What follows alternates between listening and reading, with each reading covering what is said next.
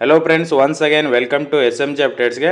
Friends ನೋಡಿ, ಏನು ಹೊಸ ನೇಮಕಾತಿಗಳದು ರೋಸ್ಟರ್ ಪ್ರಕ್ರಿಯೆ ನಡೆದಿದೆಯಲ್ಲ, ರೋಸ್ಟರು ನೋಡಿ. ಇದು ರೋಸ್ಟರ್ ಪ್ರಕ್ರಿಯೆ ಬಹುತೇಕ ಈ ವಾರದ ಒಳಗಡೆ ಕಂಪ್ಲೀಟ್ ಆಗ್ಬೋದು ನೋಡಿ. ಈ ವೀಕ್ ಒಳಗಡೆ ಕಂಪ್ಲೀಟ್ ಆದರೆ ನೆಕ್ಸ್ಟ್ ಯಾವ್ಯಾವ ಬೋರ್ಡಿಂದ ನೋಟಿಫಿಕೇಶನ್ ಮಾಡ್ತಾರಲ್ಲ, KPSC ಮತ್ತು KEA ಮೇನ್ಲಿ ಮಾಡೋದು ಇವು. KEA ಅದ್ರ ಜೊತೆಗೆ ನೋಡಿ KSP ಕಾಲ್ಫರ್ ಮಾಡ್ತಾರೆ. KSP ಇಂದ ಪೊಲೀಸ್ ನೋಟಿಫಿಕೇಶನ್ ಆಗುತ್ತೆ. ಇವೆಲ್ಲ ಬೋರ್ಡಿಗೂ ಈ ರೋಸ್ಟರ್ನ ಡಿಸ್ಟ್ರಿಬ್ಯೂಟ್ ಮಾಡ್ತಾರೆ. ಈ ಹೊಸ ರೋಸ್ಟರು KPSC ಹತ್ರ ಮತ್ತು KE ಹತ್ರ KSP ಹತ್ರ ಹೋದ್ಮೇಲೆ ನೆಕ್ಸ್ಟ್ ನೋಟಿಫಿಕೇಶನ್ಗಳು ಸ್ಟಾರ್ಟ್ ಆಗ್ತವೆ ಒನ್ ಬೈ ಒನ್ನು ನೋಡಿ. KEಯಿಂದ ಯಾವ ನೋಟಿಫಿಕೇಶನ್ಗಳು ಆಗ್ಬೋದಂತ ಆಲ್ರೆಡಿ ಇನ್ಫಾರ್ಮೇಷನ್ ಕೊಟ್ಟಿದ್ದೀನಿ. ಅದೇ ರೀತಿ ನೋಡಿ KSPಯಿಂದ ಯಾವ ನೋಟಿಫಿಕೇಶನ್ ಆಗ್ಬೋದು ಅಂತೇಳಿ ನೋಡಿ. PC ನೋಟಿಫಿಕೇಶನ್ ಇದೆಯಲ್ಲ, ಆಲ್ಮೋಸ್ಟ್ ನೋಡಿ KSPಯಿಂದನೇ ಕಾಲ್ಫರ್ ಮಾಡ್ತಾರಂತ ಇನ್ಫಾರ್ಮೇಷನ್ ಇದೆ. KEಯಿಂದ ಮಾಡಲ್ಲ, KSPಯಿಂದನೇ ನೋಟಿಫಿಕೇಶನ್ ಆಗುತ್ತಂತ ಹೇಳಿದ್ದಾರೆ ನೋಡಿ. ಒಂದು ವಾರದ ಒಳಗಡೆನೆ ಅಂತ ಹೇಳಿದ್ದಾರೆ, ಬಟ್ ಒಂದು ವಾರದ ಒಳಗಡೆ ಆಗಲ್ಲ. ಯಾಕಂದರೆ ಇವಾಗ ಹೇಳಿನೇ ಒಂದು 4 to 5 ಡೇಸ್ ಆಯಿತು. ಸೊ ಈ ವೀಕಲ್ಲಿ ರೋಸ್ಟರ್ ಪ್ರಕ್ರಿಯೆ ಮುಗಿದ್ರೆ ಇನ್ನೊಂದು 10-15 ಡೇಸ್ನೂ ಆಗ್ಬೋದು. ಒಂದು 10ರಿಂದ 15 ದಿನದಲ್ಲಿ ನೋಟಿಫಿಕೇಶನ್ಗಳು ಸ್ಟಾರ್ಟ್ ಆಗ್ತವೆ. ಅದರಲ್ಲಿ ಫಸ್ಟ್ ಆಗೋದು ನೋಡಿ ಯಾವುದಂದರೆ PC ನೋಟಿಫಿಕೇಶನ್ನ ತುರ್ತಾಗಿ ಮಾಡ್ತಾರೆ. ಅದು ಆದಮೇಲೆ ನೋಡಿ VO ಕಾಲ್ಫರ್ಮ್ ಆಗುತ್ತೆ, ಅದು KE ಕಡೆಯಿಂದ ಆಗುತ್ತೆ.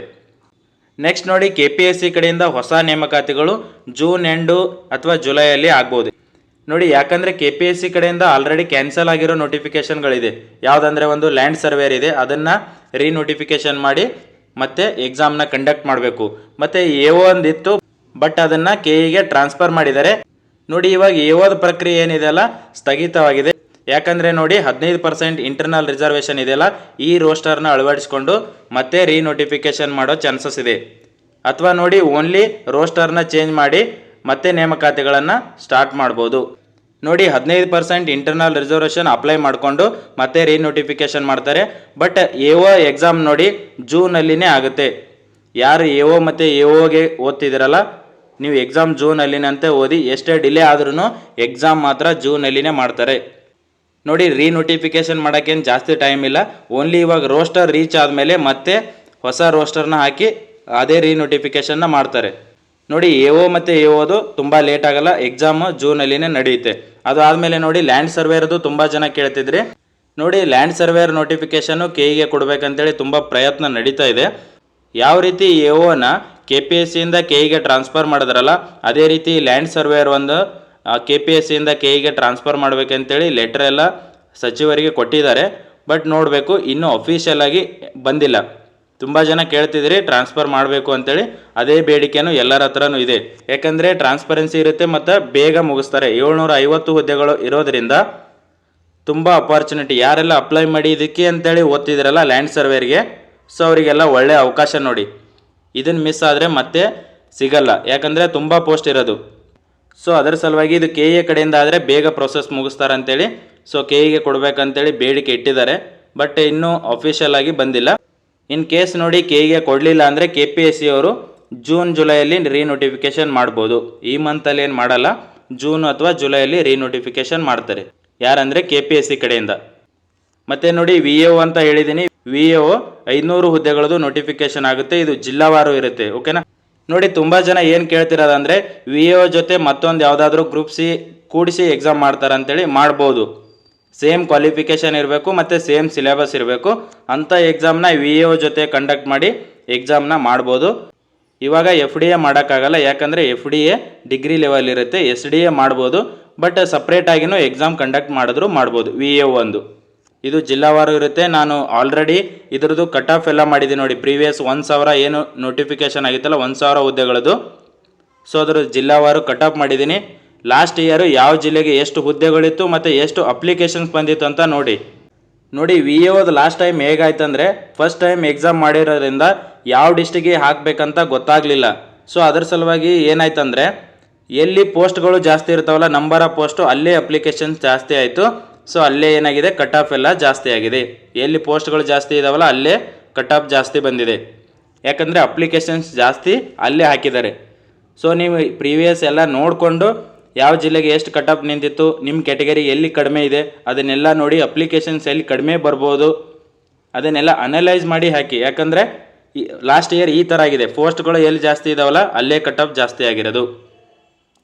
ನಂಬರ್ ಆಫ್ ಪೋಸ್ಟ್ ಕಡಿಮೆ ಇರಲಿನೇ ಕಟ್ ಆಫ್ ಕಡಿಮೆ ಆಗಿದೆ. ಯಾಕಂದರೆ ಅಲ್ಲಿ ಪೋಸ್ಟ್ಗಳು ಹುದ್ದೆಗಳು ಜಾಸ್ತಿ ಸಿಗಲ್ಲ ಅಂತೇಳಿ ಅಪ್ಲಿಕೇಶನ್ನ ಯಾರೂ ಹಾಕಕ್ಕೆ ಹೋಗಿಲ್ಲ. ಸ್ವಲ್ಪ ಅಪ್ಲಿಕೇಶನ್ಸ್ ಬಂದಿರೋದ್ರಿಂದ ಸೊ ಅಲ್ಲಿ ಯಾರು ಹಾಕಿ ಚೆನ್ನಾಗಿ ಓದಿದಾರಲ್ಲ ಅವ್ರದ್ದೆಲ್ಲ ಜಾಬ್ ಆಗಿದೆ, ಕಡಿಮೆ ಪೋಸ್ಟ್ ಅಲ್ಲಿರೋರು. ಮತ್ತು ನೋಡಿ KPSC ಕಡೆಯಿಂದ SDFD ಕಾಲ್ ಫಾರ್ಮ್ ಆಗುತ್ತೆ, ಬಟ್ ಇನ್ನೂ ಸ್ವಲ್ಪ ಲೇಟ್ ಆಗುತ್ತೆ. SDFD ಇದರದೆಲ್ಲ ಪ್ರಿಪ್ರೇಷನ್ ಮಾಡಿ ಜುಲೈಯಲ್ಲಿ ಅದು ಮಾಡ್ಬೋದು ನೋಡಿ. ಇದು KPSC ಕಡೆಯಿಂದ. KA ಕಡೆಯಿಂದ ಕೆಲವೊಂದು ನಿಗಮ ಮಂಡಳಿಯಲ್ಲಿ SDFD ಇದೆ. ಆಲ್ರೆಡಿ ಈಗ SDFD ಕಂಡಕ್ಟ್ ಮಾಡಿದ್ದಾರೆ ಬೇರೆ ಬೇರೆ ಡಿಪಾರ್ಟ್ಮೆಂಟಿಂದ. ಅದರ ಪ್ರೊಸೆಸ್ ಎಲ್ಲ ನಡೀತಿದೆ. 1:5 ಕರೆದು ಡಾಕ್ಯುಮೆಂಟ್ ವೆರಿಫಿಕೇಷನ್ ಮಾಡ್ತಿದ್ದಾರೆ. ಅದು KA ಕಡೆಯಿಂದ. ಮತ್ತೊಂದು ಸ್ವಲ್ಪ KA ಕಡೆಯಿಂದ ಕಾಲ್ ಫಾರ್ಮ್ ಆಗುತ್ತಂತ ಹೇಳಿದ್ದಾರೆ. ಮತ್ತು ಇನ್ನೊಂದು ಹೇಳಿದ್ದೀನಿ ಯಾವುದಂದರೆ ಲೆಕ್ಚರ್ಸ್ ರಿಕ್ರೂಟ್ಮೆಂಟ್ದು ಒಂದು ಹೇಳಿದ್ದೀನಿ ನೋಡಿ. 2000 ಹುದ್ದೆಗಳಿದೆ. PU, ಡಿಪ್ಲೊಮೊ ಮತ್ತು ಇಂಜಿನಿಯರಿಂಗ್ ಕಾಲೇಜ್ ಲೆಕ್ಚರ್ಸು. ಇದು ಕಾಲ್ ಆಗುತ್ತೆ. ಇದ್ರ ಯಾರು ಪ್ರಿಪ್ರೇಷನ್ ಮಾಡ್ತಿದ್ದೀರಲ್ಲ ಕಂಟಿನ್ಯೂ ಸ್ಟಡಿ ಮಾಡಿ, ಲೆಕ್ಚರ್ಸ್ ಕಾಲ್ ಫಾರ್ಮ್ ಆಗುತ್ತೆ. ಟೀಚರ್ಸ್ದು ಆಗುತ್ತೆ ನೋಡಿ. ಟೀಚರ್ಸ್ದು ತುಂಬ ಜನ ಕೇಳ್ತಿದ್ದೀರಿ. ಟೀಚರ್ಸ್ದು ಜೂನಲ್ಲಿ ಆಗ್ಬೋದು, ಜೂನ್ ಎಂಡಲ್ಲಿ ಚಾನ್ಸಸ್ ಇದೆ. ಒಟ್ಟಿನಲ್ಲಿ ಇದು ರೋಸ್ಟರ್ ಮುಗಿದು ನೇಮಕಾತಿಗಳು ಸ್ಟಾರ್ಟ್ ಆದರೆ 1 by 1 ನೋಟಿಫಿಕೇಷನ್ ಆಗುತ್ತೆ ನೋಡಿ. ರೋಸ್ಟರ್ ಈ ವಾರದ ಒಳಗಡೆ ಮುಗೀತಂತ ಇನ್ಫಾರ್ಮೇಷನ್ ಇದೆ. ಮುಗಿದ್ರೆ ಒಂದು 10-15 ಡೇಸಲ್ಲಿ 1 by 1 ನೋಟಿಫಿಕೇಷನ್ ಮಾಡ್ತಾರೆ. PCದು ಹೇಳಿದರೆ 1 ವೀಕಲ್ಲಿನೇ ನೋಟಿಫಿಕೇಷನ್ನ ಮಾಡ್ತೀವಿ ಅಂತೇಳಿ. ಮತ್ತು ಅದ್ರ ಜೊತೆಗೆ PSIನೂ ಹೇಳಿದ್ದಾರೆ 600, ಬಟ್ ಇನ್ನೂ ಸ್ವಲ್ಪ ಲೇಟ್ ಆಗ್ಬೋದು. ಬಟ್ PC ಫಸ್ಟ್ ನೋಟಿಫಿಕೇಷನ್ ಆಗುತ್ತೆ. ಈ ಎಲ್ಲದರಲ್ಲಿ ಫಸ್ಟ್ ನೋಟಿಫಿಕೇಷನ್ ಆಗೋದಂದರೆ PCದು ಒಂದು ಆಗುತ್ತೆ. ಅದರ ನೆಕ್ಸ್ಟ್ ಆಗೋದು ಯಾವುದಂದರೆ VAO ಕಾಲ್ ಫಾರ್ಮ್ ಆಗುತ್ತೆ ನೋಡಿ. HK ಭಾಗದಲ್ಲಿ ಏನು 32,100 ಹುದ್ದೆಗಳಿದಾವಲ್ಲ, ಸೊ 1 by 1 ನೋಟಿಫಿಕೇಷನ್ ಆಗುತ್ತೆ. HKದವ್ರಿಗೆ ಇದೊಂದು ಬಿಗ್ ಅಪಾರ್ಚುನಿಟಿ ನೋಡಿ. ಸೊ ಇದನ್ನು ಮಿಸ್ ಆದರೆ ನೀವು ಮತ್ತೆ ಯಾವಾಗ ಕಾಲ್ ಮಾಡ್ತಾರಂತ ಹೇಳೋಕ್ಕಾಗಲ್ಲ ನೋಡಿ. ಎಲೆಕ್ಷನ್ ಏನಿರುತ್ತಲ್ಲ ಆ ಟೈಮ್ಗೆ ಹೋಗ್ಬಿಡ್ಬೋದು. ನೆಕ್ಸ್ಟ್ 2027 ಇದರಲ್ಲಿನೇ ಕಂಪ್ಲೀಟ್ ಮಾಡ್ಬೋದು. ನೆಕ್ಸ್ಟ್ 28ಕ್ಕೆ ಎಲೆಕ್ಷನ್ ಇರುತ್ತೆ, ಆ ಟೈಮಲ್ಲಿನೇ ನೋಟಿಫಿಕೇಷನ್ಗಳನ್ನ ಎಕ್ಸ್ಪೆಕ್ಟ್ ಮಾಡ್ಬೋದು ನೋಡಿ. HKದವ್ರಿಗೆ ತುಂಬ ಪೋಸ್ಟ್ಗಳಿದೆ. 32,000 ಹುದ್ದೆಗಳಿಗೆ ಆರ್ಥಿಕ ಇಲಾಖೆ ಅನುಮೋದನೆ ಸಿಕ್ಕಿರೋದು. ಅದರಲ್ಲಿ ನೋಡಿ WRD ಡಿಪಾರ್ಟ್ಮೆಂಟ್ ಇದೆ ಮೇಜರ್ ಆಗಿ, ಮತ್ತು ರೆವೆನ್ಯೂ ಡಿಪಾರ್ಟ್ಮೆಂಟ್ ಇದೆ, ರೆವೆನ್ಯೂ ಓಕೆನಾ. ಮತ್ತು RDPR ಅಲ್ಲಿ 500+ ಇದೆ. ಅಲ್ಲಿ ಗ್ರೂಪ್ Cನೇ ಜಾಸ್ತಿ ಇರೋದು. RDPR ಅಲ್ಲಿ, WRD ಅಲ್ಲಿ, ರೆವೆನ್ಯೂ ಡಿಪಾರ್ಟ್ಮೆಂಟ್ ಇದೆ. ಸೊ ಈ ಥರ ಮೇಜರ್ ಡಿಪಾರ್ಟ್ಮೆಂಟ್ಗಳಿಂದ ಅನುಮೋದನೆ ಸಿಕ್ಕಿರೋ ಹುದ್ದೆಗಳಿದ್ದಾವೆ ನೋಡಿ. ನಾನು ಪ್ರೀವಿಯಸ್ ವಿಡಿಯೋಸಲ್ಲಿ ಯಾವ ಇಲಾಖೆಯಿಂದ ಎಷ್ಟು ಹುದ್ದೆಗಳು ಕಾಲ್ ಫಾರ್ಮ್ ಆಗ್ತವೆ HK ಮತ್ತು ನಾನ್ HKದಲ್ಲಿ ಎಲ್ಲ ಕಂಪ್ಲೀಟಾಗಿ ಮಾಹಿತಿ ಕೊಟ್ಟಿದ್ದೀನಿ. ಏನು 56,432 ಹುದ್ದೆಗಳಿದಾವಲ್ಲ ಎಲ್ಲದನ್ನು ಕಂಪ್ಲೀಟಾಗಿ ಮಾಹಿತಿ ಕೊಟ್ಟಿದ್ದೀನಿ. ನೀವು ನೋಡಿಲ್ಲ ಅಂದರೆ ನೋಡ್ಬೋದು. ಸೊ ನಿಮಗೆ ಒಂದು ಐಡಿಯಾ ಸಿಗುತ್ತೆ ಯಾವ ಡಿಪಾರ್ಟ್ಮೆಂಟಿಂದ ಕಾಲ್ ಆಗುತ್ತೆ ಅಂತೇಳಿ ನೋಡಿ. ಇವಾಗ ಏನು ಸ್ಟಡಿ ಮಾಡ್ತಿದ್ದೀರಲ್ಲ ಟೈಮ್ ಸಿಗಲ್ಲ, ಕಂಟಿನ್ಯೂ ಸ್ಟಡಿ ಮಾಡಿ. ಇದನ್ನು ಒತ್ತಿ ಹೇಳ್ತಿದ್ದೀನಿ. 2 ರಿಂದ 3 ತಿಂಗಳು ಮ್ಯಾಕ್ಸಿಮಮ್ ಟೈಮ್ ಸಿಗೋದು. 1 ತಿಂಗಳು ಅಪ್ಲಿಕೇಶನ್ ಹಾಕೋಕ್ಕೆ ಟೈಮ್ ಕೊಡ್ತಾರೆ. ಅದು ಆದಮೇಲೆ 1 ತಿಂಗಳು ಅಥವಾ 2 ತಿಂಗಳಲ್ಲಿ ಎಕ್ಸಾಮ್ನ ಕಂಡಕ್ಟ್ ಮಾಡ್ತಾರೆ. ಸೊ 2 ರಿಂದ 3 ತಿಂಗಳಲ್ಲಿ ಏನೂ ಓದೋಕ್ಕಾಗಲ್ಲ. ಇವಾಗ ಯಾರು ಓದ್ತಿದ್ದೀರಲ್ಲ ಅವರಿಗಾದರೂ ಒಂದು 4-5 ತಿಂಗಳು ಟೈಮ್ ಸಿಗ್ಬೋದು. ಇಲ್ಲ ನಾನು ನೋಟಿಫಿಕೇಷನ್ ಆದಮೇಲೆ ಸ್ಟಾರ್ಟ್ ಮಾಡ್ತೀನಿ ಅಂದರೆ ಯಾವುದೇ ರೀತಿ ಕೆಲಸ ಆಗಲ್ಲ, ಸೆಲೆಕ್ಷನ್ನೇ ಆಗೋದಿಲ್ಲ. ನೀವು ಹೈ ಕಾಂಪಿಟೇಷನ್ ಇದೆ ನೋಡಿ. ಅದೇ ರೀತಿ VAO ಲಾಸ್ಟ್ ಟೈಮು 1000 ಹುದ್ದೆಗಳಿತ್ತು. ಎಷ್ಟು ಅಪ್ಲಿಕೇಶನ್ಸ್ ಬಂದಿತ್ತು ಅಂದರೆ 6,33,000 ಅಪ್ಲಿಕೇಶನ್ಸ್ನ ಹಾಕಿದ್ರು. ಈ ರೀತಿ ನೋಡಿ ಹೈ ಕಾಂಪಿಟೇಷನ್ ಇರುತ್ತೆ. ಈ ಸಲ ನೋಡಿ 500 ಹುದ್ದೆಗಳಿದೆ. ಇದಕ್ಕಿಂತ ಜಾಸ್ತಿ ಹೋದರೂ ಹೋಗ್ಬೋದು. ಈ 6,33,000 ಅಪ್ಲಿಕೇಶನ್ಸ್ ಬಂದಿತ್ತಲ್ಲ, ಈ 500 ಪೋಸ್ಟ್ಗೆ ಅದಕ್ಕಿಂತ ಜಾಸ್ತಿ ಬರ್ಬೋದು. 7 ರಿಂದ 8 ಲಕ್ಷ ಬರೋ ಚಾನ್ಸಸ್ ಇದೆ. ಯಾಕಂದರೆ ತುಂಬ ಜನ ವೇಟ್ ಮಾಡ್ತಿದ್ದಾರೆ.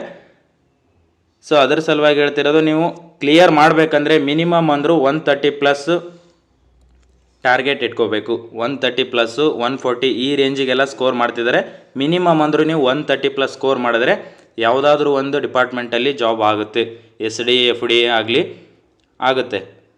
ನೀವು ಇಲ್ಲ 110 ಮಾಡ್ತೀನಿ, 115, 120 ನಂದು ರಿಸರ್ವೇಷನ್ ಇದೆ, ಅದು ಇದೆ ಅಂದರೆ ಯಾವುದೇ ರೀತಿ ಆಗಲ್ಲ, ಯಾವುದೇ ಕಾರಣಕ್ಕೂ ಆಗಲ್ಲ. ಯಾಕಂದರೆ ನೀವು ನೋಡಿರ್ಬೋದು ಪ್ರೀವಿಯಸ್ ಎಲ್ಲ ಎಕ್ಸಾಮ್ CTI ಈವನ್ ನೋಡಿ JE ಕಾಲ್ ಆಗಿತ್ತು.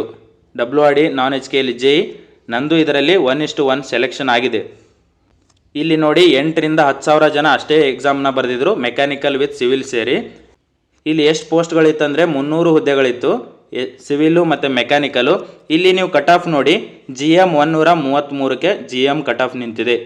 ಮತ್ತು 2A ನೋಡಿ 128, 3B 130 ಈ ರೇಂಜಿಗೆ ಕಟ್ ಆಫ್ ನಿಂತಿರೋದು. ಓನ್ಲಿ 8 ರಿಂದ 10,000 ಜನ ಬರೆದಿರೋದು. ಎಷ್ಟು ಹುದ್ದೆಗಳಂದರೆ 300 ಹುದ್ದೆಗಳಿತ್ತು. ಸೊ ಇಲ್ಲಿನೇ ಈ ರೀತಿ ಕಟ್ ಆಫ್ ಬರ್ತಿದೆ ಅಂದರೆ ನೀವು ನೋಡಿ 500 ಹುದ್ದೆಗಳಿಗೆ 5-6 ಲಕ್ಷ ಹಾಕಿದ್ರೆ ಎಷ್ಟು ಕಟ್ ಆಫ್ ಹೋಗ್ಬೋದು. ಸೊ ಪೇಪರ್ ಲೆವೆಲ್ ಎಲ್ಲ ಚೆನ್ನಾಗಿರುತ್ತೆ KA ಕಡೆಯಿಂದ. ಯಾರು ಕರೆಕ್ಟಾಗಿ ಸ್ಟಡಿ ಮಾಡ್ತಿರಲ್ಲ ಕೆ ಎ ಕ್ವಶನ್ ಪೇಪರ್ನ ನೀಟಾಗಿ ಸಾಲ್ವ್ ಮಾಡ್ಕೊಳ್ಳಿ. ಕೆ ಎ ಕ್ವಶನ್ ಪೇಪರ್ ಎಷ್ಟು ಇದೆಯಲ್ಲ ಕಲೆಕ್ಟ್ ಮಾಡಿಕೊಂಡು 1 by 1 ಇವಾಗೇನು S D F D last time group B ಮಾಡಿದ್ರು, ಮತ್ತು ಇವಾಗ May 10th ಗ್ರೂಪ್ ಬಿ ಇದೆ. ಸೊ ಅದ್ರ G K paper last time VAO PSI ಮಾಡಿದ್ದಾರೆ. ಸೊ ಇವೆಲ್ಲನೂ ಕಲೆಕ್ಟ್ ಮಾಡಿ ಸಾಲ್ವ್ ಮಾಡಿದ್ರೆ ಮಾತ್ರ ಕೆ ಎ ಎಕ್ಸಾಮ್ಸ್ನ ಕ್ಲಿಯರ್ ಮಾಡ್ಬೋದು. ನಾನು ಹೇಳಿದ್ದೀನಿ ಕೆ ಎಗೆ ಯಾವ್ದು ಓದಬೇಕಂದ್ರೆ ಕರೆಂಟ್ ಅಫೇರ್ಸ್ನ ತುಂಬ ಚೆನ್ನಾಗಿ ಓದಬೇಕು. ಇಲ್ಲೇ 15ರಿಂದ 20 ಮಾರ್ಕ್ಸ್ ಬರುತ್ತೆ. ನೆಕ್ಸ್ಟು ಮೆಂಟಲ್ ಎಬಿಲಿಟಿ, ಇಲ್ಲಿ 10ರಿಂದ 15 ಕ್ವಶನ್ ಬರುತ್ತೆ. ನೆಕ್ಸ್ಟ್ ನೋಡಿ ಸೈನ್ಸ್ ಓದಬೇಕು. ಸೈನ್ಸು ಅದಾದಮೇಲೆ ಹಿಸ್ಟ್ರಿ, ಇವು 4 ಓದಿದ್ರೆ ಮಿನಿಮಮ್ ಅಂದರೂ 60 ಮೇಲೆ ಮಾಡ್ಬೋದು. ಯಾರು ಕರೆಂಟ್ ಅಫೇರ್ಸು ಮೆಂಟಲ್ ಎಬಿಲಿಟಿ ಮಾಡ್ತಿರಲ್ಲ ಅವರೇ ಸೆಲೆಕ್ಷನ್ ಆಗೋದು ನೋಡಿ. ಯಾಕಂದರೆ ಅಲ್ಲೇ ಸ್ಕೋರು ಹೆಚ್ಚು ಕಡಿಮೆ ಆಗೋದು. ಸೈನ್ಸು ಹಿಸ್ಟ್ರಿ ಪಾಲಿಟಿ ಎಲ್ಲರೂ ಓದಿರ್ತಾರೆ, ಕರೆಂಟ್ ಅಫೇರ್ಸು ಮೆಂಟಲ್ ಎಬಿಲಿಟಿಯಲ್ಲಿ ಬಿದ್ದೋಗ್ತಾರೆ. ಸೊ ಈ ರೀತಿ ಮಾಡಿದ್ರೆ ಸ್ಕೋರ್ನ ಮಾಡ್ಬೋದು ನೋಡಿ. ಯಾರೆಲ್ಲ JEE 1:1 ಸೆಲೆಕ್ಷನ್ ಆಗಿದಾರಲ್ಲ ನಿಮ್ಮದು ನೆಕ್ಸ್ಟ್ ಏನು ಪ್ರೊಸೆಸ್ ಇದೆಯಲ್ಲ ನೋಡ್ಕೊಳ್ಳಿ. ಎಲ್ಲರಿಗೂ ಕಂಗ್ರ್ಯಾಚುಲೇಷನ್ಸ್. ನಂದು ನೋಡಿ JEE ಏನಿತ್ತಲ್ಲ WRD JEEಯಲ್ಲಿ 1:1ಗೆ ಸೆಲೆಕ್ಷನ್ ಆಗಿದೆ. ಪ್ರೊವಿಷನಲ್ ಲಿಸ್ಟ್ ಬಿಟ್ಟಿದ್ರು, ಸೊ 1:1 ಆಗಿದೆ ನೋಡಿ. ಏನು ಸ್ಟಾಪ್ ಆಗಿದೆಯಲ್ಲ ಅದು ಕಂಟಿನ್ಯೂ ಆಗುತ್ತೆ ರೋಸ್ಟರ್ ಬಂದಮೇಲೆ, ಮತ್ತೊಂದೇನಿಲ್ಲ. ಮತ್ತು PC VAO ಇವೆಲ್ಲ ಕಾಲ್ ಆಗುತ್ತೆ, ತುಂಬ ಪೋಸ್ಟ್ಗಳಿರೋದು. ಸೊ ನೀವು ಕಂಟಿನ್ಯೂ ಸ್ಟಡಿ ಮಾಡಿದ್ರೆ ಮಾತ್ರ ಎಕ್ಸಾಮ್ಸ್ನ ಕ್ಲಿಯರ್ ಮಾಡ್ಬೋದು. ಓಕೆನಾ ನೋಡಿ, ಮತ್ತೆ ಏನಾದರೂ ಇನ್ಫಾರ್ಮೇಷನ್ ಇದ್ದರೆ ಅಪ್ಡೇಟ್ ಮಾಡ್ತಿರ್ತೀನಿ. Thank you friends.